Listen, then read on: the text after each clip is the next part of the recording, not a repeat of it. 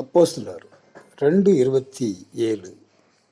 இதை அவர்கள் கேட்டபோது இருதயத்திலே குத்தப்பட்டவர்களாகி பேதுருவையும் மற்றும் அப்போஸ்தலரையும் பார்த்து, சகோதரரே, நாங்கள் என்ன செய்ய வேண்டும் என்றார்கள்.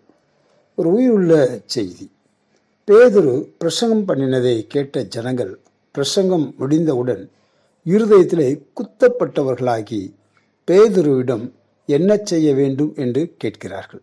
காரணம், பேதுரு தன்னுடைய பிரசங்கத்திலே இயேசு நம் பாவங்களுக்காக மரித்தார், நம்மை மீட்கும்படி அவர் அடிக்கப்பட்டார் என்பதை தெளிவுபடுத்தியிருக்கிறார்.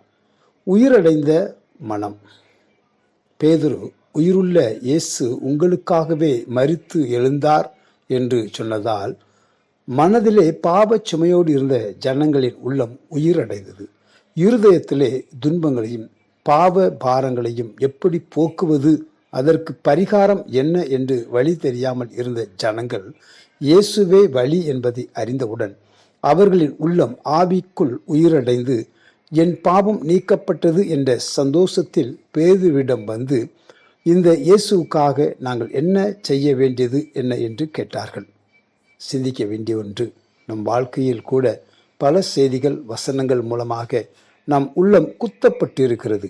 இந்த வேளையில் நம் உள்ளம் மாறினதா?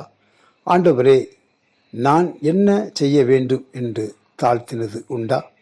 பரலோக பிதா உங்களுடைய பாவங்களை மன்னித்து சமாதானத்தையும் சந்தோஷத்தையும் அளிக்க வல்லவராக இருக்கிறார். இருதயத்திலே மாற்றத்தை கொண்டு வருவோம். வெளித்தோற்றத்திலே தேவ அன்பை வெளிப்படுத்துவோம்.